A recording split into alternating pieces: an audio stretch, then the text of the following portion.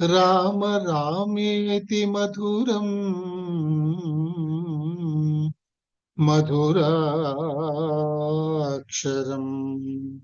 ఆరుహ్య కవితాశాఖా వందే వాల్మీకి కోకిలం వందే వాల్మీకి కోకిలం.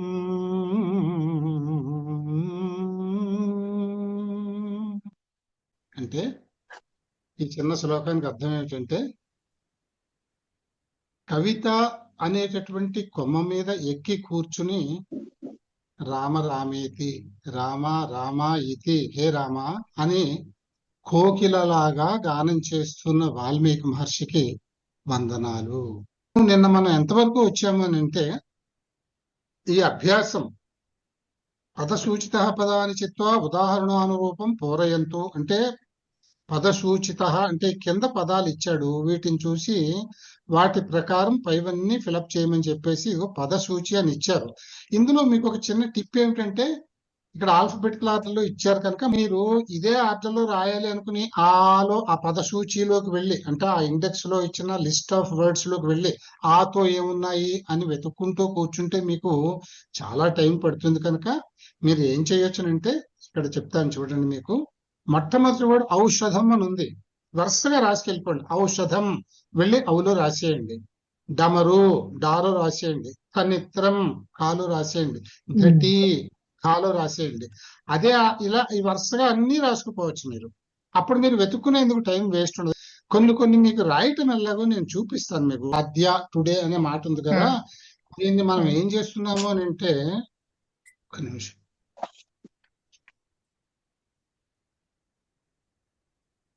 ఇప్పుడు ఇలా రాస్తాం అవునండి. ద్యా ఎలా రాస్తామండి మనం? ఇప్పుడు దా రాసి పొల్లు పెట్టడం అంటే ఇలా పెట్టి యా రాస్తాం, అవును కదండి.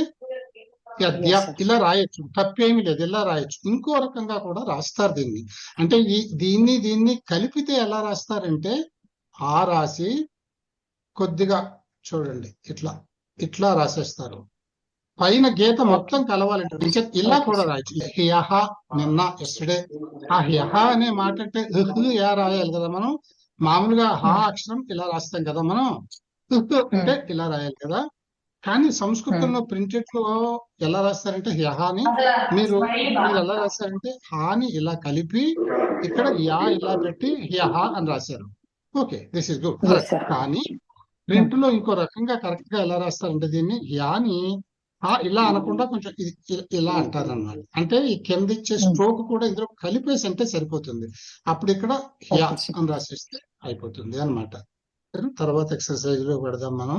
సంఖ్యాభ్యాస అంటే సంఖ్యల్ని అభ్యాసం చేయటము, సంఖ్యల్ని ఎలా రాయాలి అనేది ఇది. కాకపోతే ఇక్కడ మీకు స్క్రిప్ట్ అలవాటు అవుతుంది కనుక ఉత్తినే చదివేస్తాను నేను వీటిని.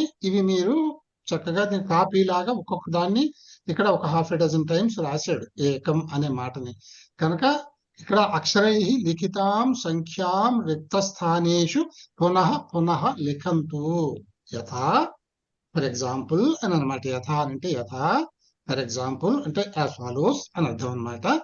అక్షరై లిఖితాం సంఖ్యాం, అక్షరై అంటే అక్షరాలలో, లిఖితాం వ్రాయబడిన, సంఖ్యాం సంఖ్యలను అంటే ఇక్కడ 2, 3, 4 ఇలా రాశారు కదా, వీటిని రిక్తస్థానేషు, రిక్త అంటే ఖాళీ అని, రిక్తస్థానేషు అంటే డాషుల్లో అని, రిక్తస్థానేషు పునః పునః లిఖంతు కాపీ రాయి, పునః పునః అంటే తిరిగి తిరిగి రాయి, అంటే ఎన్ని డాష్లు ఉన్నాయో అన్నిసార్లు రాయి. ఇప్పుడు ఈ నంబర్స్ ఒకసారి మీకు చదివేస్తాను నేను. ద్వి అంటాం కదా మనం జనరల్ గా, ఏకం ద్వి త్రీణి చత్వారి అలా అంటాం కదా, ఇక్కడ ద్వే అని ఉంది కదా. ఇక్కడ కాపీ వరకే రాయండి అంతే. అది ఏకం ద్వే త్రీణి చత్వారి పంచ అంటే 5, షట్ 6, సప్త 7, అష్ట 8, నవ 9, దశ 10, ఏకాదశ 11, ద్వాదశ 12, త్రయోదశ 13. ఇక్కడ చూడండి, త్రయోదశ అంటే త్రయ దశ, ఏకంలో నుంచి ఏకాదశ అయిందనమాట.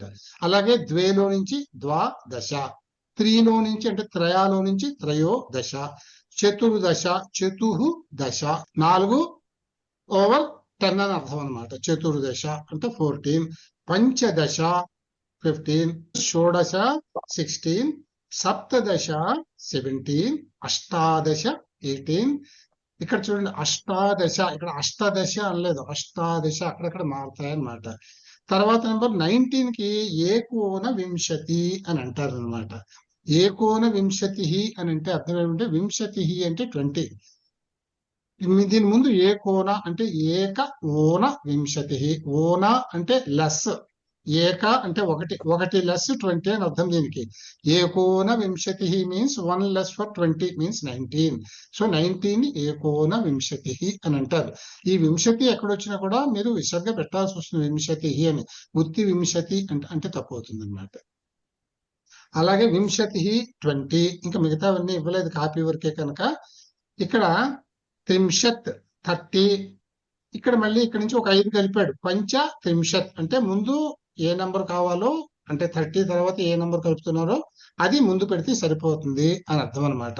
సప్త త్రింశత్ 37 అట్లా వస్తాయి అనమాట. ఓకే, డోంట్ వరీ, అప్పుడే వద్దన్నాను అందుకని అది.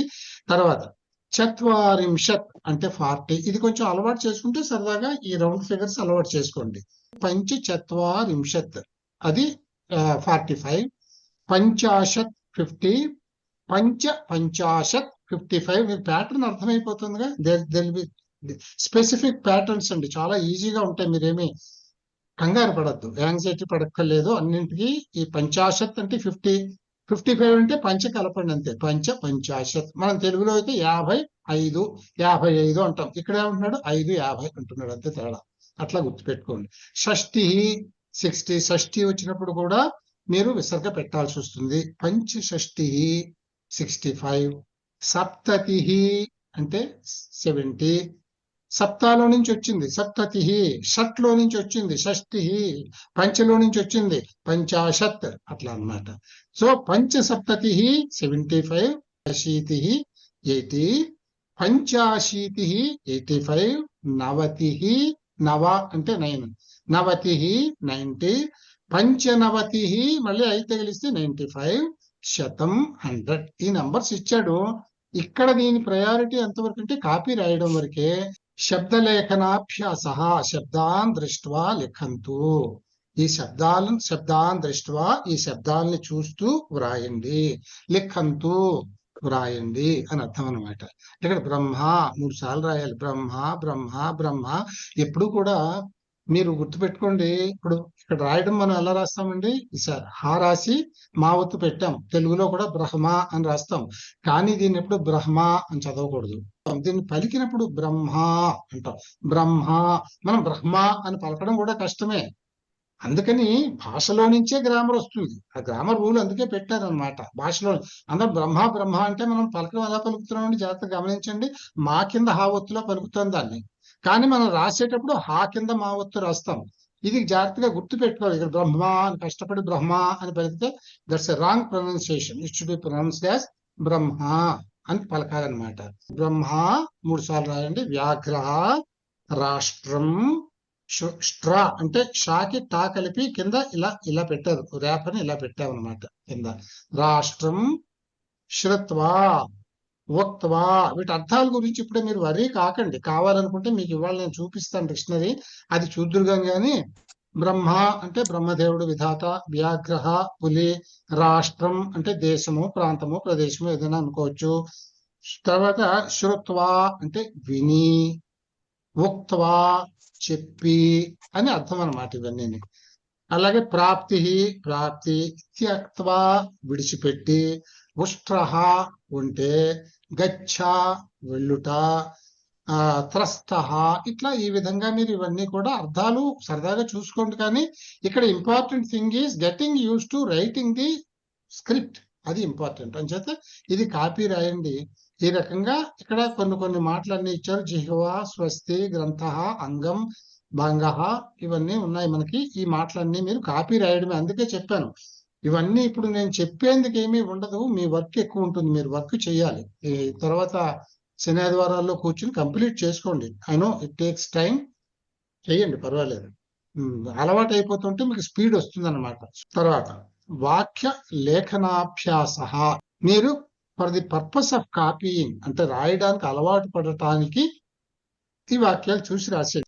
ఉదార చరితానాం తు వైసుదైవ కుటుంబకం అంగీకృతం సుకృతినః పరిపాలయంతి పరోపకారః పుణ్యాయ పాపాయ పరపీడనం తమసోమ జ్యోతిర్గమయ.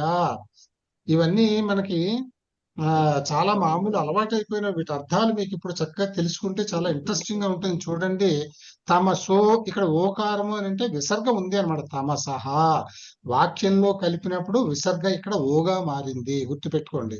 విసర్గ 8 విధాలుగా మారుతుందండి. భాషలోకి వచ్చినప్పుడు, వాక్యాల్లోకి వచ్చినప్పుడు 8 విధాలుగా మారుతుంది. అవి ఏమిటి అనేది అట్లా later stage we come to look into that. ప్రస్తుతానికి ఎక్కడైనా వచ్చిన దగ్గర చెప్తాను. తమసు అంటే తమసహ మా జ్యోతిర్గమయ. జ్యోతిర్గమయ అనేది విడదీయడం అంటే జ్యోతి గమయ. ఇక్కడ చూడండి, జ్యోతి గమయ అనేవి 2 మాటలు. ఈ 2 కలిపినప్పుడు ఇక్కడ విసర్గ రేప కింద ఇర్రు కింద మారిపోయింది. చూసారా? జ్యోతి గమయ, జ్యోతిర్గమయ. ఇప్పుడు మనం రోజు చాలా మామూలుగా అంటాం, నమస్తే అంటాం. మన ఉద్దేశంలో నమస్తే తెలుగు మాట కింద వెళ్ళిపోతూ ఉంటుంది. అది ఎంత స్వచ్ఛమైన సంస్కృత వాక్యం అది. నమస్తే అంటే అర్థం నమః తే అని అర్థం. తే అంటే నీకు, నమః నమస్కారం, నీకు నమస్కారం. అదొక వాక్యం అది. నమః తే. ఇక్కడ కలిపినప్పుడు ఏమవుతుందంటే ఆ హ విసర్గ ఉంది కదా, అహ అనేది అది సకారం కింద మారిపోతుంది. అంచేత నమస్తే అవుతుంది. సో నమస్తే మీన్స్ నమః ప్లస్ తే ఈజ్ ఈక్వల్ టు నమస్తే. అలాగే జ్యోతి ప్లస్ గమయ ఈజ్ ఈక్వల్ టు జ్యోతిర్గమయ. అంటే తమసహ మా తమస అంటే చీకటి. తమసహ మా చీకటి వద్దు. ఇక్కడ ఇడియోమాటిక్ గా తీసుకుంటే చీకటి అంటే అజ్ఞానం వద్దు. జ్యోతి గమయ వెలుతురు వైపు గమయ టేక్ మీ వెలుతురు వైపు నన్ను తీసుకువెళ్ళు. జ్యోతి గమయ అంటే వెలుతురు వైపు తీసుకువెళ్ళు అంటే జ్ఞానంలోకి నన్ను నడిపించు. నాకు అజ్ఞానం వద్దు, జ్ఞానంలోకి నడిపించు అనేదాన్ని ఇడియోమాటిక్ గా చీకటిలో నుంచి వద్దు, నాకు వెలుతురులోకి తీసుకువెళ్ళు అని అర్థం. తమసోమ జ్యోతిర్గమయ. అదంతా శ్లోకాలన్నీ చదువుదాంలేండి. ఆ శ్లోకాలన్నీ మనం చదువుదాం. తర్వాత పరోపకారాయ సతాం విభూతయ. తర్వాత వర్తమానేషు కాలేషు ప్రవర్తంతే విచక్షణాః. అలాగే సత్యం శివం సుందరం. సత్యం వద ధర్మం చర. అంటే సత్యం వద. వద అంటే స్పీక్ అని అర్థం అన్నమాట. మాట్లాడు. You speak truth only. సత్యం వద సత్యమునే పలుకుము. ధర్మం చరా. చరా అని అంటే యు బిహేవ్, యు ప్రొసీడ్.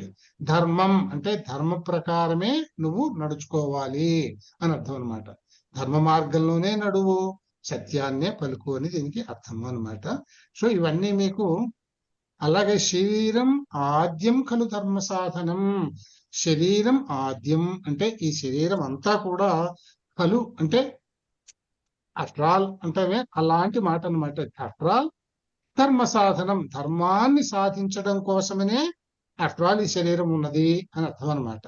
ఈ కలు అనేవి కొన్ని మనం మేనరిజమ్స్ కింద వాడతాము అనమాట. ఆకాశాత్ పతితం తోయం యథా గచ్చతి సాగరం. ఈ పుస్తకం అయిపోయిందండి. మనం రేపటి నుంచి సెకండ్ బుక్ లోకి ప్రవేశిస్తాము. అక్కడి నుంచి మీరు రెగ్యులర్ లాంగ్వేజ్ లోకి వస్తారు. సెకండ్ బుక్ మళ్ళీ మండే నాడు ప్రారంభిస్తాను నేను.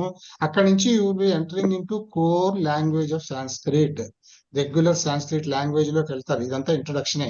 మీకు వచ్చును కదా అని చాలా ఫాస్ట్ గా మనం we have scanned through this. ఇప్పుడు మీరు ఇది మాత్రం రాయాలి. మీరు తప్పకుండా కాపీ రైటింగ్ మొత్తం చెయ్యండి. So that you pick up speed as well as pronouncing how అనేది మీకు బాగా వస్తుంది. చూడండి, ఇక్కడ ప్రముఖ్ ఐఎంఏ అని కొట్టండి. ఇక్కడ ప్రముఖ్ ఐఎంఏ అని కొట్టండి. మీరు కొట్టగానే ఇలా కింద వస్తాయండి.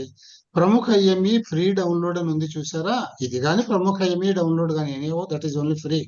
ఇది ఏమిటంటే మీరు సిస్టమ్ లో సాంస్క్రిట్ ఎలా టైప్ చేయాలి అనే దానికి చెప్తున్నాను నేను. సో ఇది ఇక్కడికి మీరు వెళ్ళండి. సో ఇప్పుడు మీకు ఇలా వస్తుంది. వచ్చాక పైనే మీకు జాగ్రత్తగా ఫాలో అవ్వండి. ఎనీహౌ ఇది నేను రికార్డింగ్ లో కూడా ఉంచుతాను కనుక మీరు అక్కడ కూడా చూసుకొని మీరు ఇంట్లో ప్రాక్టీస్ చేసుకుని డౌన్లోడ్ చేసుకోవచ్చు. ఇక్కడ typing software for 23 languages in Windows ప్రముఖ ఐఏ అని ఉంది. దీని మీద క్లిక్ చేయండి. చేస్తే మీకు ఎలా వస్తుంది, ఇక్కడ డౌన్లోడ్ అని కొట్టండి. మీకు డౌన్లోడ్ అయిపోతుంది. టాస్క్ బార్ లో మీకు ఒక ఆకులాగా ఉంటుంది. మీరు ఎప్పుడైతే ప్రముఖ డౌన్లోడ్ చేసుకున్నారో ఇది మీకు ఈ వస్తుంది అనమాట. ఈ ఐకాన్ వస్తుంది. ఈ ఐకాన్ మీరు ఎక్కడైనా పెట్టుకోవచ్చు, లేకపోతే ఇక్కడైనా పెట్టుకోవచ్చు. మీరు మామూలుగా ఐకాన్స్ లో, విండో ఐకాన్స్ లో అయినా పెట్టుకోవచ్చు.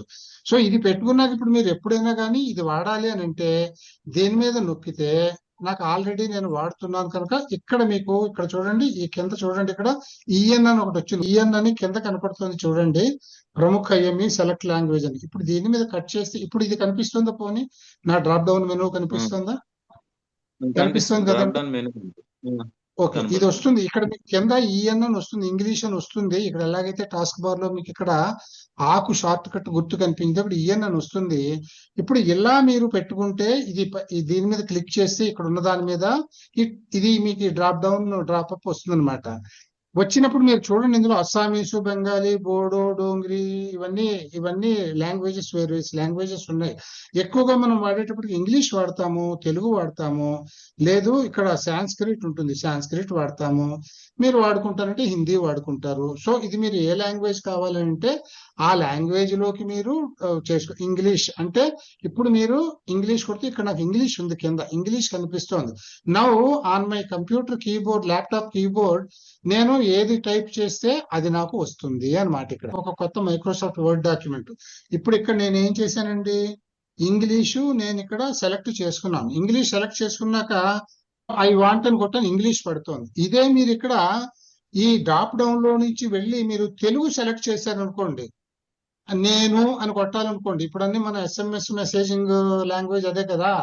ఎక్కడున్నావు, ఈకేకేఏ డియుఎన్ఎన్ఏవి అంతే కదా మనం కొట్టేది. ఎక్కడున్నావు అది కొడితే సరే. ఇప్పుడు ఎక్కడున్నావు అని కొట్టాలనుకోండి మీరు తెలుగులో, ఇక్కడ తెలుగుని మీరు సెలెక్ట్ చేసుకుని ఈ డ్రాప్ డౌన్ మెనూలో ఇక్కడికి వెళ్ళి ఎక్కడున్నావు అని కొట్టాలనుకోండి, ఈ కేకేఏ డియు, ఇక్కడ డి పడాలంటే డి క్యాపిటల్ కొట్టాలి. ఉత్తి డి కొడితే దా పడుతుంది అనమాట, ఎక్కదు అని వస్తుంది అనమాట. సో క్యాపిటల్ కొడితే ఎక్కడు. నా ఎన్ఎన్ఏఏ నా దీర్ఘం ఉంటే 2 సార్లు కొట్టడమే, ఎన్ఎన్ఏఏ వియు ఎక్కడ ఉన్నావు అని తెలుగులో పడిపోతుంది. అట్లా మీరు ఇంగ్లీష్, దీన్ని ఫోనెటిక్ కీబోర్డ్ అంటాం మనం. So we are converting our laptop keyboard or desktop keyboard whatever into a phonetic keyboard. ఎక్కడున్నావు, అక్కడ కొత్త ఆస్తి, ఇదే ఎక్కడున్నావు కొత్త ఆస్తి అని అనాలనుకోండి, ఈ టాప్అప్ లోకి వెళ్ళండి, మళ్ళీ మెనూ డ్రాప్అప్ లోకి వెళ్ళండి. మీరు వెళ్ళి ఇక్కడ సాంస్క్రిట్ చేసుకొని ఇక్కడ కొత్త అస్థి అని కొట్టాలి. మీరు కొత్త అస్థి ఎక్కడున్నావో అంటే KUTRA కొత్త అస్థి అని మీరు ఇంగ్లీష్ లో టైప్ చేసేస్తుంటే KUTRAASTI అని కొట్టేస్తే మీకు ఇక్కడ సాంస్క్రిట్ లో పడిపోతుంది. మీరు మన గ్రూప్ లో గాని నాకు గాని విడిగా మెసేజ్లు పెట్టాలంటే ఇట్లా మీరు ఏ భాష కావాలంటే ఆ భాషను వాడుకోవచ్చు.